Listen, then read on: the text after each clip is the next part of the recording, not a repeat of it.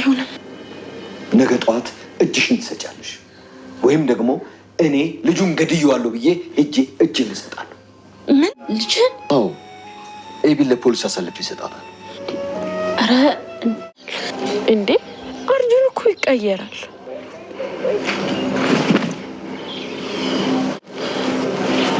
ክሪሽናን አለምንህም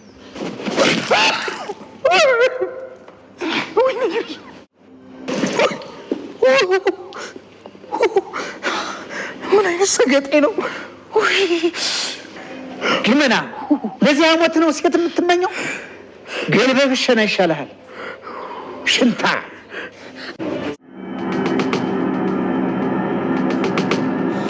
ኤቢ ተደባደብን እኮ ተደባደብን ነው ያልከው እንደዛ ቢሆን ደስ ይለኝ ነበር ተደበደብኩ በል አንተ እንደዚህ ናልኩ በደንብ አትሎም ነበር እንዴ ኤቢ ከዚህ በላይማ በእጄ ይጠፋል ወይዘሮ ማርታ ዛሬ እንደጠረጠረችው ገና ቀን ላይ ስትወራው እንደዋለች ሁሉ በመጨረሻም እንግዲህ ናታንና ዳጣን እነሱ ግን ባላሰቡት ወይም ደግሞ እነሱ አስበው የቆዩበት ወይም ደግሞ እዛ የተቀመጡበት ሁኔታ ሌላ ሆኖ እያለ እንግዲህ ወይዘሮ ማርታ ደርሳባቸዋል ማለት ነው። ማታ በምሽት ወይም ደግሞ እንግዲህ ሁላቸውም ቢጃማ ለብሰው ክላሳቸው ገብተው የመኝታ ሰዓታቸው ላይ አጋጣሚ እንግዲህ ወይዘሮ ማርታ ናታንን ፈልገው ወይም ደግሞ ለምን እንደፈለገችው ባይታወቅም ክላሱ ስትመጣ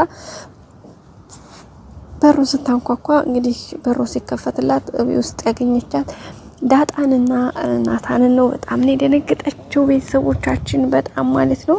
እንግዲህ በሚገርም ሁኔታ በጣም በድንጋጤ ነው እንግዲህ ያየቻቸው።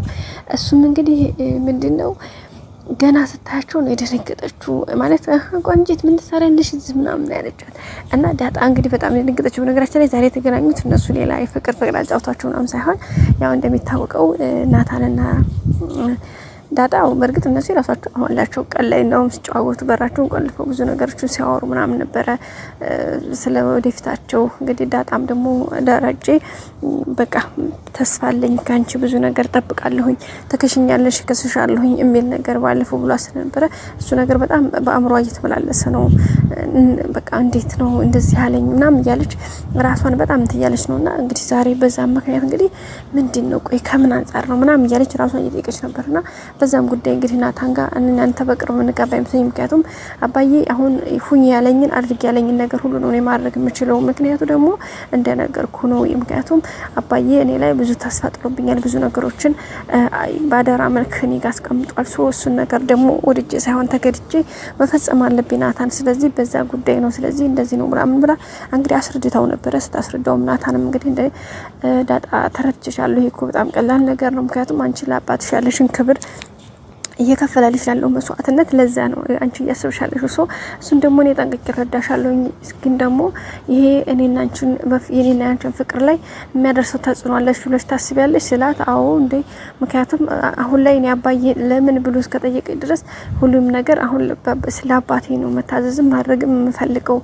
ከዛ አማካኝነት ደግሞ እኔ እናንተ ምናልባት ክፍተት ሊፈጠር ይችላል ከዛ አንፃር ነው ብላ እንግዲህ ለናታን አስረድተዋለች ናታንም ደግሞ ምንም ችግር የለውም እሱን እኔም ረዳሻለሁ ተረዳርተን ሁሉም ነገር ማለፍ ያለብን ነገር ማለፍ አለብን እኔና አንቺ የምን የህይወት የመጀመሪያ ስኬት ብዬ እንትንምለው ዋናውና ትልቁ ነገር እኔና አንቺ አንድ ላይ የሆንበትን እለት ነው በማለት ነው እንግዲህ እየነገራት ማለት ነው እሷም እንግዲህ በጣም ነው ደስ ያላት እሱን እንግዲህ እግዚአብሔር ፍቃዱ ይሁንና ሁሉንም ነገር እናየዋለን ለሁሉንም ነገር ጊዜና ሰዓት አለው በማለት እንግዲህ እሷም መልሳለታለች ማለት ነው እንግዲህ አሪፍ ጊዜ ነው ግን አሁን ላይ የተገናኙበት ወይም ደግሞ ማታ ናታን ክላስ ዳጣ ሄደችበት ምክንያት መጀመሪያ ያው ናታን ደውሎ ጠርቷት ነው ቴክስት ምናምን ጽፎላት ምክንያቱ ደግሞ ከሁለት ቀን በኋላ የወይዘሮ ማርታና የደረጀ አንቨርሰሪያቸው እንደሆነ ነግሯት ስለዚህ ይሄን አንቨርሰሪ ደግሞ ሰርፕራይዝ ብናደርጋቸው ውሃም ሁላችንም አንድ ላይ ሆነን ተሰባስበን ሰርፕራይዝ እናደርጋቸው ለምን እንደዛ ብናደርግ ምን ይመስልሻል በማለት ሐሳብ አምጥቶ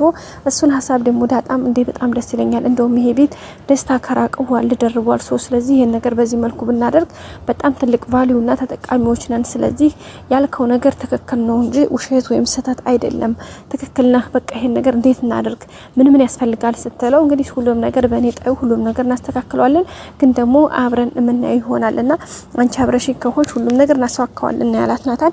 በዛም እንግዲህ ዳጣም ፈቃደኛ ሆና ፈቃዷን የገለጸችለት ባለበት ሰዓት ላይ አሁን በቃ ሰው ሳይሽ ውጭና ሂጂ ሲላት ልክ ወይዘሮ ማርታ መጣይ ማለት ነው። በዛም እንግዲህ ወይዘሮ ማርታ ከኔ እኮ ደረጀን ነግሬው ነበረ ግን እሱ አልሰማኝ ብሎ ነው እንጂ እኔ እኮ ተናግሬ ያለሁኝ አጅሪት እዚህ ምን ትሰሪያለሽ ብላ ነው እንግዲህ የጠየቀቻት ዳጣም በጣም ነው የደነገጠችው። እንግዲህ ናታንም ደግሞ በቃ ደንግጧል። ሁለቱም እንደሚታወቀው ማለት እንኳን አንድ ላይ ተገናኝ እንዳግኝታቸው ራሱ በቃ ዝም ብሎ ይደነግጣሉ። በተለይ ዳጣ በጣም ነው የደነገጠው። ናታን እንደውም መልስ ያን ይደነግጣል ግን መልስ እንኳን አያጣም። ዳጣም በርግጥ ጎበዝ መልስ አታጣም ግን ይለይባታል ውንብድብድ ስለምትል ማለት ነው። ስለዚህ አሁን ግን መልስ እያዘጋጁ ነው።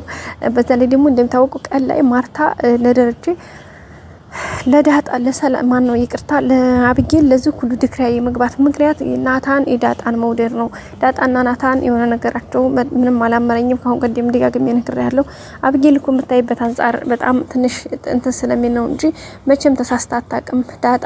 ናታን ዳጣን እንደሚወዳት እወዳታለሁ ብሎኛል ብላለች። ስለዚህ እነዚህ ልጆች ትኩረት ብናደርግ መልካም ነው። ምክንያቱም የሆነ አደጋ ሪስክ እንዳይፈጠር የሆነ ነገር ቢፈጠር ነገ ጧት ኃላፊነት ነው የምንወስደው እናንተ ስለሆነ ብላለች ማለት ነው ወይዘሮ ማርታ። እና አቶ ደረጀም እንዴ ዳጣ እኮ ብዙ ነገር የሚጠብቃት ብዙ የህይወት ጥያቄዎች አሉ እንዴት አሁን ያን ነገር ጀመረ ሲላት ምንድነው የምታወራው የምን ጥያቄ ነው ስትለው እንግዲህ አቶ ደረጀ ቀይስ አድርጓል ማለት ነው። ምክንያቱም ያው ብዙ ነገር ሊያወራ ነበረ ግን ሲያስበው እንደገና መለሰ ማለት ነው።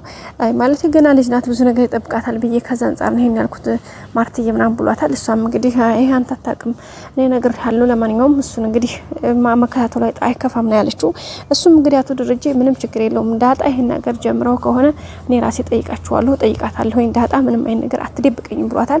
ወይዘሮ ማርታም እንግዲህ እስኪ እንግዲህ እናያለን እውነት አንተን ካልደበቀችማ መልካም ነው እሱን አብረን የምናየው ነው የሆነው ይሄን ያክል መተማመነ ባዳጣ ትክክለኛውን ነገር ከነገረችህ ጥሩ ነው ብለዋል ማለት ነው። ምክንያቱም አይነግሩም ብለው ስለነበር አቶ ደረጀ ግን ተማምኖ እንደዛ ብሏታል። በእርግጠኝነት አሁን ዳጣም ቢጠይቃት በጣም ስለምትፈራ ምናልባት አረ ምንም የለም ምናምን ልትል ትችላለች ብዬ አስባለሁ። እኔም እናንተስ ምን ትላላችሁ? የዳጣ መልስ ምን ሊሆን ይችላል? በቀጣይ ክፍል እንገናኝ። ሰላም ቆዩ። ላይክ አይረሳ